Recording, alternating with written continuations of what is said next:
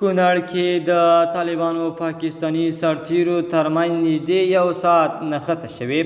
په سلامونو مو هرکلی کوم د AFG نیوز چینل درنو لیدونکو. سلام، ستړي مشئ، وخت مو په خیر. پام مو راګرځوم د دې ساعت تازه او مهم خبر ته، او په سر کې یادونه کوم ملګرو که مو چینل نوي سبسکرایب کړی د تازه او مهمو خبرونو لپاره در سره AFG نیوز چینل په درنښت سره سبسکرایب کړئ.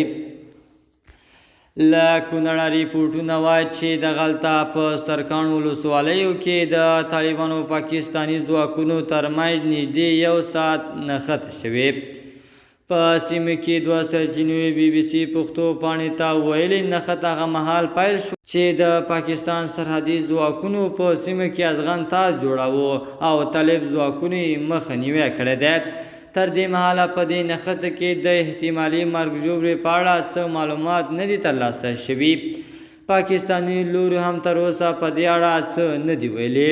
د یوې سرچینې په وینا پیښه د سرکاڼو په ګنجګل سیمه کې شوې او دواړو غاړو پر یو بل پرله پسې سپکې او درنې ډزې کړي، خو اوس درېدلې دي. دغه سرچینې زیاتوي چې پاکستاني لوري له تیرو 3-4 ورځې راهیسې هڅه کوله چې هلته د افغان تار یوه برخه بیرته ورغوي، خو طالبانو یې مخه نیولې او له همدې امله جګړه شوې ده. پاکستان نږدې پر ټول ډیورن کرښه افغان تار تیر کړی او ځای ځای پوستې هم جوړې کړي دي. دغه تار پر سر د جمهوریت پر مهال ځینې وخت نښتې شوي. په افغانستان کې د طالبانو حکومت او پاکستان ترمنځ اړیکې په وروستیو کې خرابې شوې دي. د AFG نیوز چینل درنو لیدونکو، دا زموږ د دې ساعت چمتو شوی خبر. تر بیا ښې چارې، د الله په امان.